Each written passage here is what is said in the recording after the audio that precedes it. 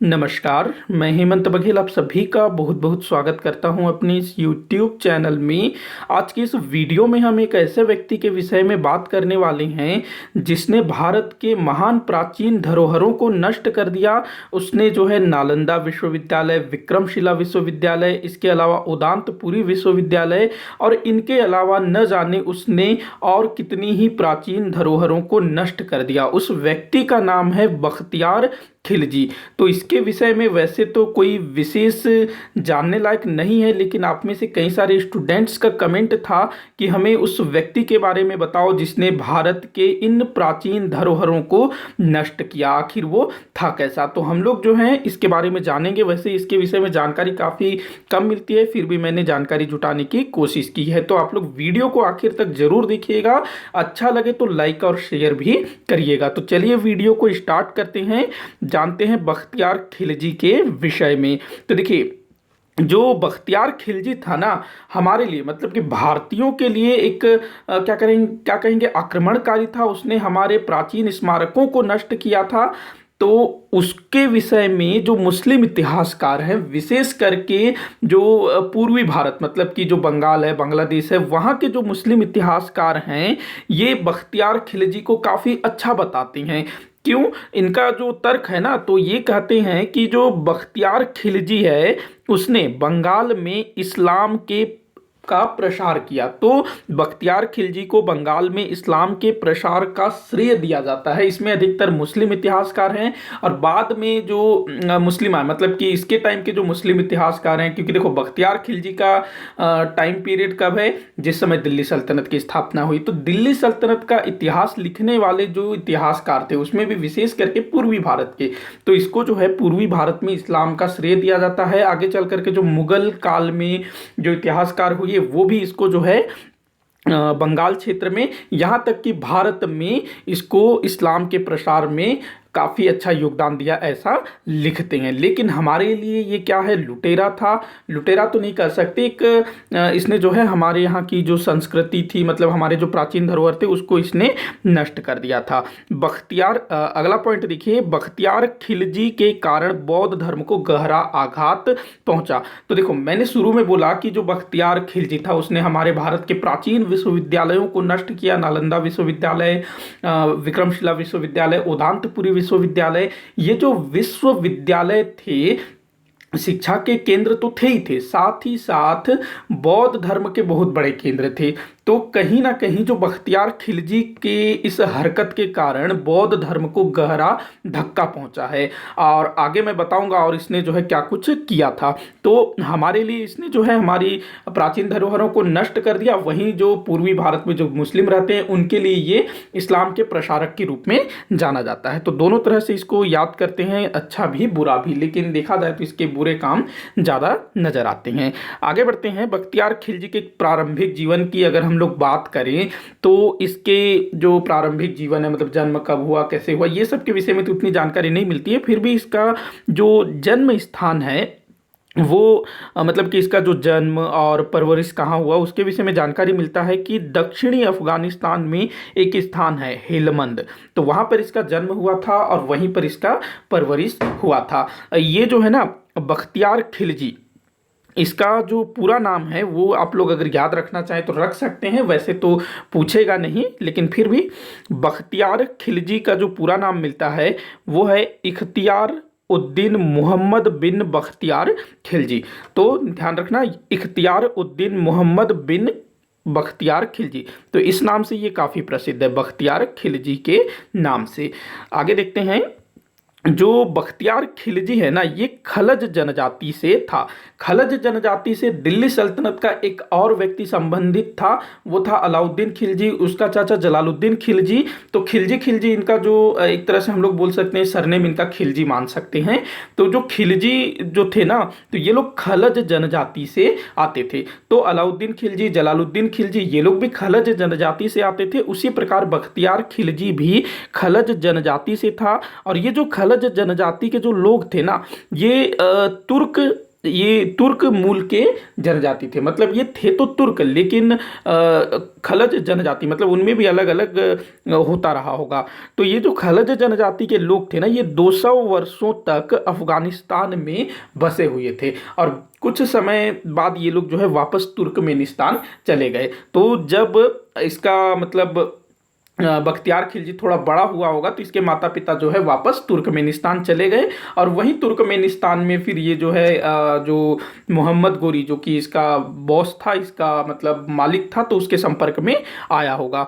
तो ऐसे ध्यान रखना। तो ये कहाँ था, खलज जनजाति से था, अफगानिस्तान में इसका बसे हुए थे ये लोग 200 वर्ष तक। आगे बढ़ते हैं। बख्तियार खिलजी 12वीं शताब्दी के अंत में और 13वीं शताब्दी के शुरुआत में पूर्वी भारत के कुछ हिस्सों पर विजय प्राप्त करने वाले सैन्य बल का प्रमुख था। तो देखो, मैंने बताया कि जो बख्तियार खिलजी की फैमिली थी वो पहले अफगानिस्तान में रहती थी, बाद में फिर ये लोग जो है तुर्कमेनिस्तान में जाकर के बस गए। तो वहाँ पर ये मोहम्मद गोरी के संपर्क में आया होगा और उसके साथ फिर ये भारत आता है और भारत में 12वीं शताब्दी के अंतिम समय में और 13वीं शताब्दी के शुरुआती समय में पूर्वी भारत को जो जीता गया था, बिहार बंगाल वाला जो क्षेत्र था, तो उसके विजय में जो बख्तियार खिलजी है उसका बहुत बड़ा रोल था। मतलब कि बंगाल बिहार के लिए जो सेना भेजी गई थी ना मोहम्मद गोरी के द्वारा, तो उसका जो लीडर था वो बख्तियार खिलजी था। अब यहाँ हम लोग थोड़ा सा बात कर लेते हैं मोहम्मद गोरी के विषय में। मोहम्मद गोरी कौन था, तो इस पर आपको डिटेल से वीडियो मिल जाएगा मोहम्मद गोरी के ऊपर। तो देखो, जो मोहम्मद गोरी है इसके बहुत सारे गुलाम थे। इसने भारत में अटैक किया था, कब 1191 में अटैक किया था। पृथ्वीराज चौहान से इसको हार का सामना करना पड़ा। उसके ठीक एक साल बाद फिर आया और 1192 में पृथ्वीराज चौहान को हरा दिया और फिर उसके बाद मोहम्मद गोरी का जो है पृथ्वीराज चौहान के राज्य पर अधिकार हो जाता है। मतलब कि दिल्ली, अजमेर, पंजाब इन सब पर जो है मोहम्मद गोरी अधिकार कर लेता है और मोहम्मद गोरी जो है वापस चला जाता है, क्योंकि उसका जो है मध्य एशिया जो तुर्कमेनिस्तान है वहां पर भी उसका साम्राज्य था, उसको भी देखना था। वो क्या करता है, भारत में उसके जितने भी जीते हुए प्रदेश होते हैं वहां पर अपने गुलामों की नियुक्ति कर देता है। तो यहाँ का जो हेड होता है वो होता है कुतुबुद्दीन ऐबक, जो आगे चल करके गुलाम वंश की स्थापना करता है, दिल्ली सल्तनत की स्थापना करता है। तो कुतुबुद्दीन ऐबक जो कि मोहम्मद गोरी का गुलाम था, वो इकलौता गुलाम नहीं था। कुतुबुद्दीन ऐबक के अलावा और भी बहुत सारे गुलाम थे, किसके, मोहम्मद गोरी के। तो उन्हीं गुलामों में से एक था बख्तियार खिलजी। बख्तियार खिलजी के अलावा कुवाचा भी एक था, यल्दौज भी एक था। दिल्ली सल्तनत जब हम पढ़ते हैं दिल्ली सल्तनत की स्थापना, तो उस टाइम पे इनका नाम आता है, कुवाचा, याल्दौज, ये सब का। तो जिस प्रकार से कुतुबुद्दीन ऐबक गुलाम था, वैसे ही अपना जो बख्तियार खिलजी है ये भी मोहम्मद गोरी का गुलाम था, मतलब कि उसके मातहत कार्य करता था। तो ऐसे ध्यान रखना। तो मोहम्मद गोरी के साथ ये जुड़ा हुआ था और मोहम्मद गोरी अगर भारत पर अटैक नहीं करता ना तो ये भी भारत नहीं आता। तो ध्यान रखेंगे इसको। आगे बढ़ते हैं। 1193 ईस्वी में भारत आया था। तो देखो, ये जो है ना अपना जो बख्तियार खिलजी है 1193 के आसपास में भारत आया था। मतलब कि तराइन के युद्ध के बाद, तराइन का युद्ध वही जो अपने पृथ्वीराज चौहान और मोहम्मद गोरी के बीच लड़ा गया था। दो लड़ाइयाँ लड़ी गई थी 1191 में और 1192 में। तो 1192 में मोहम्मद गोरी जीत जाता है तराइन का युद्ध और उसके बाद 1193 में ये जो है ना अपना बख्तियार खिलजी ये भारत आता है। मतलब ऐसा नहीं कि कोई बहुत उस समय इसका कोई बहुत बड़ा कद था, मतलब एक यहाँ पर अपनी रोजी रोटी की तलाश में आता होगा या मोहम्मद गोरी के साथ आता होगा, जैसे भी आता होगा। क्योंकि जैसे ही तराइन के युद्ध में मोहम्मद गोरी जीत जाता है ना, उस बाद मुस्लिमों का भारत में प्रवेश शुरू हो जाता है। हालांकि पहले से ही आ रहे थे, लेकिन अब तो यहाँ पर उन्होंने विजय प्राप्त कर ली है। अब तो एक तरह से उन भारत पर उनका अधिकार हो गया इस टाइप से। तो अब जो है वो लोग बड़ी संख्या में आने लगे। तो ऐसे ही ये भी आता है। अब क्या होता है कि जो बख्तियार खिलजी है ये जो है कुतुबुद्दीन ऐबक की सेना में शामिल होने का प्रयास करता है। लेकिन ऐसा बताया जाता है कि जो कुतुबुद्दीन ऐबक था वो इसको पसंद नहीं करता था। तो इसको जो है अपनी सेना में शामिल करने से थोड़ा सा वो हिचकिचाता है, मतलब कि शामिल नहीं करता है, ऐसे भी जानकारी मिलती है। लेकिन जो बख्तियार खिलजी था थोड़ा सा योग्य व्यक्ति था, तो अपनी योग्यता के बल पर आगे चलकर बख्तियार खिलजी जो है ना, बदायूं बदायूं जो कि उत्तर प्रदेश में एक स्थान है, तो वहां पर बदायूं में एक छोटी सैन्य टुकड़ी, मतलब कि प्लाटून कह सकते हैं, छोटी सैन्य टुकड़ी को उसका नायक बन जाता है। मतलब कि जो कुतुबुद्दीन ऐबक था थोड़ा उसको पसंद नहीं करता था, इसीलिए उसको जो है थोड़ा सा दूर रखने की कोशिश कर रहा था, लेकिन जो टैलेंटेड लोग होते हैं उनको अपना मतलब मिल ही जाता है। तो ये जो है बदायूं में एक छोटी सैन्य टुकड़ी का नायक बन जाता है। इसके बाद आगे चलकर, चूंकि ये थोड़ा सा योग्य व्यक्ति था, लड़ने भिड़ने में माहिर था, तो इसकी योग्यता को देखा जाता है, तो मतलब काम का आदमी है। तो ये सोच करके आगे चल करके बख्तियार खिलजी को मिर्जापुर में भू संपत्ति प्रदान की जाती है। मतलब कि एक तरह से हम कह सकते हैं उसको जागीर दे दिया जाता है, या फिर किसी क्षेत्र का उसको नायक बना दिया जाता है, मतलब कि वहाँ की देखरेख करो इस टाइप से। तो इससे जो है ये काफ़ी मतलब अंदर से इसको आता होगा, मतलब कि ये थोड़ा सा उत्साहित होता होगा, कॉन्फिडेंस लेवल इसका बढ़ जाता होगा। अब जो है बख्तियार खिलजी को आगे, मतलब कि जो बिहार बंगाल है उसको जीतने का दायित्व सौंपा जाता है। मतलब कि उस तरफ तुम आगे बढ़ो, इसको सेना में बाकायदा दिया जाता है। तो ये इसके लिए बड़ा अचीवमेंट था, लेकिन इसको पूरा भी तो करना था। मतलब कि दायित्व तो इसको दिया गया कि बिहार बिहार को जीतो, आगे बढ़ो। मिर्जापुर तक ये लोग पहुंच गए थे, धीरे धीरे ये आगे बढ़ रहे थे। देखो जो मोहम्मद गोरी था ना, वो पहले भारत के पश्चिमोत्तर भारत में आता है, फिर पंजाब पंजाब, फिर उसके बाद दिल्ली दिल्ली को जीतने के बाद फिर इधर उत्तर प्रदेश बिहार, ऐसे करके लोग आगे बढ़ रहे थे, बंगाल तक पहुंच जाते। बिहार बंगाल को जीतने का श्रेय इसी को जाता है, बख्तियार खिलजी को। तो अब बख्तियार खिलजी जो है आगे बढ़ता है, इसको मतलब जो पूर्वी भारत को जीतने का जो इनका जो प्लान होता है ना, मतलब मोहम्मद गोरी का, तो उसमें इसको कैप्टन बनाया जाता है, लीडरशिप दे दी जाती है। अब जो है बख्तियार खिलजी के नेतृत्व में सन 1200 ईस्वी में बिहार पर अधिकार कर लिया जाता है। तो इससे जो है बख्तियार खिलजी की मान प्रतिष्ठा में बहुत ज़्यादा वृद्धि होती है। जो कुतुबुद्दीन ऐबक इसको पसंद नहीं करता था, उसके साथ और भी बहुत सारे लोग थे जो इसको पसंद नहीं करते थे, तो वो लोग भी जो है अब इसके सामने मतलब थोड़ा सा ऐसा झुकते तो नहीं है, थोड़ा सा उनका कद इससे थोड़ा बड़ा ही होता है, लेकिन फिर भी इसकी जो स्थिति है पहले से थोड़ी अच्छी हो जाती है। मतलब कि लोग मानने लगते हैं हाँ ये भी जो है बड़ा दमदार आदमी है। तो इससे जो है बिहार को जीतने से इसकी जो मान प्रतिष्ठा है उसमें काफ़ी वृद्धि हो जाती है। अब ये जो है बहुत ज़्यादा कॉन्फिडेंट हो जाता है, अब मैं मतलब कर सकता हूँ, इस टाइप से अंदर से फीलिंग आती होगी इसको। तो इसके बाद ये 1203 ईस्वी के आसपास बख्तियार खिलजी ने बंगाल पर भी अधिकार कर लिया और वहाँ के प्रमुख नगर गौर को अपने अधीन कर लिया। जो वो गौर है ना, बंगाल के एक स्थान को गौर कहा जाता था, और ये काफ़ी मतलब प्रसिद्ध स्थान था। शशांक एक नाम सुना होगा आप लोगों ने। शशांक जिस समय क्या कहते हैं हर्षवर्धन शासन कर रहा था, उसी टाइम पे शशांक था। तो शशांक इसी गौड़ देश का शासक था, इसको गौड़ शासक कहा जाता था। तो उस गौर पर भी बख्तियार खिलजी अधिकार कर लेता है लगभग 1203 के आसपास। देखो जो सन है ना वो बिल्कुल मतलब एग्जैक्ट नहीं है, मतलब कि थोड़ा सा ऊपर नीचे हो सकता है। तो 1203 के आसपास बख्तियार खिलजी ने बंगाल पर अधिकार कर लिया। तो इससे जो मुस्लिम सत्ता भारत में घुसी है, कहीं ना कहीं उसके हौसले बहुत बढ़ जाते हैं कि मतलब हम लोग जीत सकते हैं सब कुछ। अब ये क्या करता है, बंगाल के कोने कोने तक घुसपैठ करना शुरू कर देता है, और वहाँ के जितने भी छोटे छोटे हिंदू राजा होते हैं उनका सफाया करना चालू कर देता है। देखो क्या था कि इस समय ना भारत में अगर कोई बहुत बड़ा राजा था तो वो पृथ्वीराज चौहान था, जिसको मोहम्मद गोरी ने हरा दिया था। और उसके बाद कोई भी उतना शक्तिशाली शासक नहीं था, छोटे छोटे राज्यों में बटा हुआ था भारत। तो इनको जो है काफी सफलता मिल रही थी। तो अब बख्तियार खिलजी ने बंगाल बिहार दोनों को जीत लिया।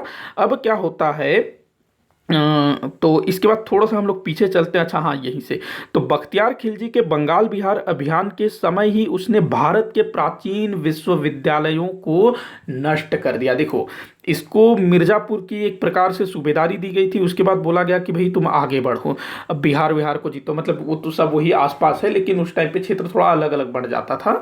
तो जब ये बिहार को जीतने निकला ना, मतलब अपना सेना वेना लेकर के, क्योंकि पूरा अपना दल लेकर के निकला, तो रास्ते में इसको जो है बड़े बड़े भवन दिखे, किले नुमा भवन दिखे, जैसे कि नालंदा विश्वविद्यालय, विक्रमशिला विश्वविद्यालय, उदांतपुरी विश्वविद्यालय।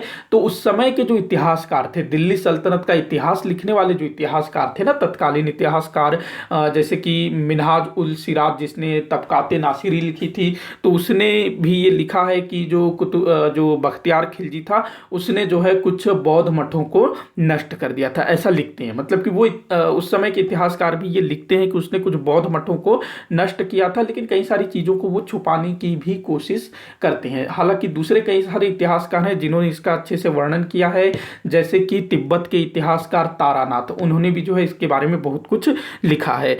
तो जो बख्तियार खिलजी था वो नालंदा विश्वविद्यालय पहुंचता है, विक्रमशिला विश्वविद्यालय पहुंचता है, उदांतपुरी विश्वविद्यालय पहुंचता है। ये जो विश्वविद्यालय है ना, जैसे नालंदा विश्वविद्यालय, विक्रमशिला, उदांतपुरी, ये सब बिहार में है। अगर बात करें नालंदा विश्वविद्यालय की, तो इसकी स्थापना गुप्त वंश के शासक कुमार गुप्त द्वारा की गई थी, और आगे चल करके हर्षवर्धन, उसने जो है नालंदा विश्वविद्यालय को बहुत सारा दान दिया, डोनेशन दिया, जिससे नालंदा विश्वविद्यालय बहुत ज़्यादा फलने फूलने लगा। इन विश्वविद्यालयों में, इन तीनों में ही भारत के अलावा भारत के आसपास जो दूसरे देश थे और कई तो काफी दूर दूर से भी यहाँ पर छात्र पढ़ने के लिए आया करते थे, जो बौद्ध भिक्षु थे वो यहाँ आया करते थे। तो नालंदा विश्वविद्यालय कुमारगुप्त द्वारा बनवाया गया था। विक्रमशिला विश्वविद्यालय की बात करें तो इसको जो है पाल वंश के शासक धर्मपाल द्वारा बनवाया गया था। वहीं उदांतपुरी विश्वविद्यालय, इसकी स्थापना भी पाल वंश के शासकों द्वारा की गई थी, और ये सभी जो है ना बिहार में स्थित है, ध्यान रखेंगे। तो जब अच्छा, जो मुस्लिम इतिहासकार है ना, उनके अनुसार जो बख्तियार खिलजी जब इन विश्वविद्यालयों के पास पहुंचा, तो बख्तियार खिलजी को लगा कि ये जो विश्वविद्यालय है, बड़े बड़े जो भवन हैं, दुर्ग के समान है, तो बख्तियार खिलजी को लगा कि ये कोई सैनिक छावनी है, कोई दुर्ग है, कोई किला है जहाँ पर बहुत सारे सैनिक वैनिक हैं।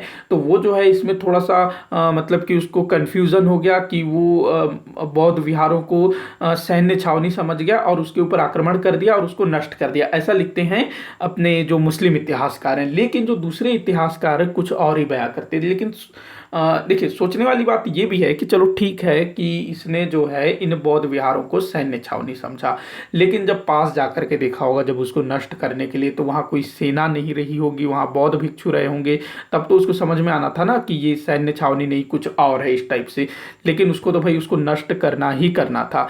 ऐसा बताया जाता है कि बख्तियार खिलजी ने इन विश्वविद्यालयों को घेर लिया, मतलब कि जिस भी विश्वविद्यालय में जाता उसको वो घेर लेता, और फिर जो अंदर के जो बौद्ध भिक्षु हैं, वो कुछ जैसे उदांतपुरी विश्वविद्यालय, वहाँ के जो बौद्ध भिक्षु थे, उन्होंने बख्तियार खिलजी का विरोध भी किया, मतलब कि उससे लड़ने की कोशिश की। लेकिन जो बौद्ध भिक्षु होते हैं वो लड़ने में माहिर नहीं होते हैं, तो यहाँ बहुत सारे बौद्ध भिक्षुओं को मार दिया गया, कत्ल कर दिया गया तीनों ही विश्वविद्यालयों में, और इन विश्वविद्यालयों को पूरी तरह से नष्ट कर दिया गया, आग लगा दिया गया विश्वविद्यालयों को। और ऐसा बताया जाता है कि ये जो आग है ना, कई दिनों तक धधकता रहा। अब देखिए, जो नालंदा विश्वविद्यालय है, यहाँ पर बहुत बड़ा एक लाइब्रेरी भी था। वहाँ पर उस समय बहुत सारी पुस्तकें भी थी। कुछ पुस्तकें ऐसी थी जो पांडुलिपि के रूप में थी, मतलब उनका नकल तैयार नहीं किया गया था। मतलब कि उसी विश्वविद्यालय में विद्वान लोग रह रह करके किताबें लिखा करते थे और वहां पर रखते थे, मतलब कि उसकी कॉपी नहीं बनाई गई थी। तो सोचिए, वैसी चीजें भी वहां पर जल करके नष्ट हो गई। तो ये काफी उसने जो है तबाही मचा दी इन विश्वविद्यालयों के ऊपर। और बहुत सारे बौद्ध भिक्षुओं को, जो भी वहाँ जैन धर्म से संबंधित लोग भी रहते थे, ब्राह्मण लोग भी रहते थे, मतलब कि ये जो विश्वविद्यालय है ना, बौद्ध धर्म, जैन धर्म, हिंदू धर्म, इन सभी के लिए खुला हुआ था, विशेष करके बौद्ध धर्म से संबंधित था।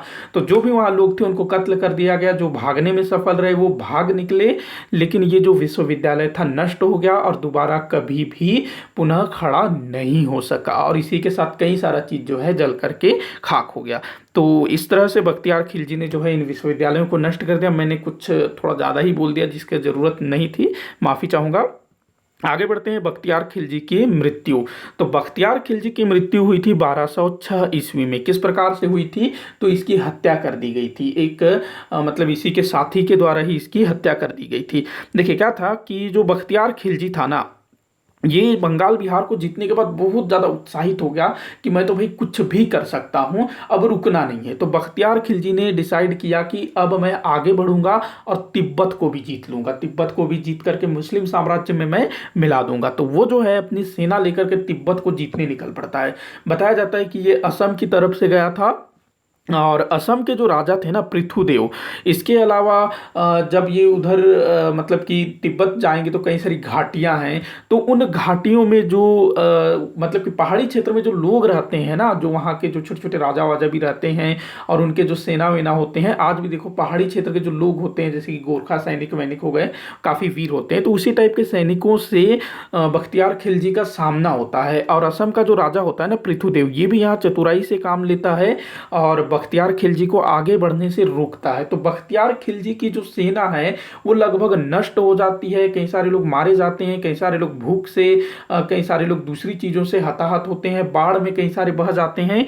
तो बख्तियार खिलजी वो खुद भी घायल होता है और अपने कुछ लगभग 100 के आसपास कुछ सैनिक उसके साथ बचे होंगे या उससे भी कम, तो वो जो है अपने बचे खुचे सैनिकों के साथ वापस देवकोट नामक स्थान पर पहुंचता है। ये शायद बंगाल में देवकोट होना चाहिए जो उसका बेस था। तो देवकोट वापस पहुंचता है, घायल होता है, मतलब कि घायल होता है, घायल अवस्था में ये देवकोट पहुंचता है।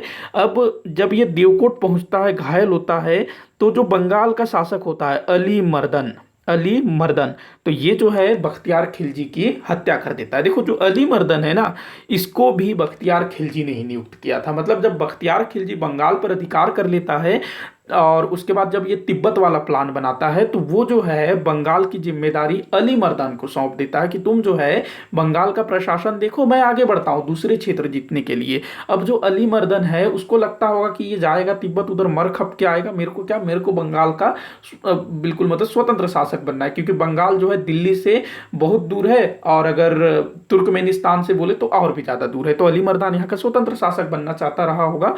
तो जब बख्तियार खिलजी वापस आता है तो उसको लगता होगा यार ये वापस आ गया, लेकिन घायल था, तो इसका फायदा उठा करके अली मर्दन जो है उसको मार देता है। और जब बाद में बख्तियार खिलजी के जो साथी होते हैं, उसके बेटे बेटे, उसके जो विश्वास पात्र सरदार होते हैं, वो लोग जब इसका विरोध करते हैं तो अली मर्दन जो है ना दिल्ली भाग जाता है। दिल्ली में इस समय कौन था? कुतुबुद्दीन ऐबक। उसको जो है उकसाता है कि जो मतलब बंगाल में जो है ना जो खिलजी लोग हैं वो लोग विद्रोह कर दे रहे हैं, ऐसा वैसा भड़का देता है और उसको फिर यहाँ पर आक्रमण करने के लिए ऐसा उकसाता है। वो अलग कहानी है। तो यहाँ पर जो है बख्तियार खिलजी का अंत हो जाता है। उसकी हत्या हुई थी किसके द्वारा? अली मर्दन के द्वारा। तो ये थी बख्तियार खिलजी की कहानी। अब एक बांग्लादेशी कवि हैं, मतलब वर्तमान समय की हैं के हैं, लगभग 1990 के आसपास, ये जो बांग्लादेशी कवि हैं अल महमूद, इन्होंने ना एक कविता लिखी किसके ऊपर? बख्तियार खिलजी के ऊपर। तो उस जो कविता का जो शीर्षक है वो है बख्तियार का घोड़ा। और इस कविता संग्रह में अली महमूद ने बख्तियार खिलजी की बहुत ज़्यादा तारीफ की है। ये लिखता है कि जो बख्तियार खिलजी है उसने जो है बंगाल में, यहाँ तक कि पूरे भारत में इसने जो है मुस्लिम धर्म का प्रसार किया। तो काफ़ी इसने प्रशंसा की है, नायक के रूप में चित्रित किया है उसने अपनी इस रचना में। और देखा जाए ना तो बख्तियार खिलजी चूंकि सबसे पहले बिहार पहुंचा, मतलब मुस्लिमों में, उसके बाद बंगाल पहुंचा और उसने कई लोगों का धर्मांतरण भी किया जबरदस्ती, बलपूर्वक, तलवार के बल पर। तो एक प्रकार से देखें तो चाहे बलपूर्वक ही सही, उसने जो है बंगाल में, मतलब कि पूर्वी भारत में इस्लाम का प्रसार आरंभ किया था। लेकिन देखा जाए तो ये गलत है, मतलब किसी को बलपूर्वक उसका धर्म परिवर्तन करवाना गलती तो कहलाएगा। आगे देखते हैं कुछ और चीजें। बख्तियार खिलजी के शासनकाल के दौरान इस्लाम ने भारत में बड़ी संख्या में धर्मांतरित हुए। मतलब कि इसके समय में ना भारत, मतलब कि बिहार हो गया, बंगाल हो गया और उसके आसपास के क्षेत्रों में बहुत सारे लोगों का धर्मांतरण किया गया। बख्तियार खिलजी ने अपने नाम पर खुतवा पढ़ा और सिक्के चलवाए। देखो ये किसके हो गया है? सिक्के है, ये माफी चाहूंगा, ये सिक्के है। तो देखो बंगाल का जो है ना हमेशा से यही रहा है, मतलब शुरू से ही जो बंगाल और जो दिल्ली है दोनों के बीच की जो दूरी है ना बहुत ज़्यादा थी। तो बंगाल में जो भी प्रशासक नियुक्त होता था दिल्ली सल्तनत की तरफ से, तो वो जो है ना अपना स्वतंत्र होने की चाह रखता था शुरू से ही। जैसे ही बख्तियार खिलजी ने बंगाल को जीता, उसी समय से ही जो खिलजी लोग थे ना वो लोग भी अपना स्वतंत्र सत्ता स्थापित करना चाहते थे। तो ये शुरू से ही, तो जो बख्तियार खिलजी था उसने भी ये किया था, खुद के नाम से खुतवा पढ़वाया, सिक्के चलवाया। अब बंगाल से दिल्ली तक खबर जाने में कितना टाइम लगता रहा होगा उस टाइम पर, तो सोचिए इस कारण से वहाँ के जो शासक थे ना वो मनमानी करते थे। बख्तियार के संरक्षण में इस्लाम के नए निवास स्थान में मस्जिद, मदरसे और खानकाहें पैदा हुई। मतलब कि बख्तियार खिलजी जो है एक तरह से बंगाल में मुस्लिम सत्ता का संस्थापक था, तो उसी के संरक्षण में मस्जिदें बनवाई गई, मदरसे बनवाए गए, खानकाहें, मतलब कि जो सूफी संत है ना उनके रहने के स्थान को खानकाह बोला जाता है, तो ये सब की स्थापना हुई। जैसे कि दिल्ली के आसपास में जो भी शुरुआती समय में जो काम हुआ इस्लाम को लेकर के, जो मस्जिदें बनवाई गई, दूसरी चीज़ें, वो कुतुबुद्दीन ऐबक के संरक्षण में हुआ था। ठीक वैसे ही बंगाल में बख्तियार खिलजी के संरक्षण में ये सारे कार्य हुए। तो इसी के साथ आज का ये जो टॉपिक है यहाँ समाप्त होता है। आप लोग कमेंट करके बताइएगा कि वीडियो कैसा लगा।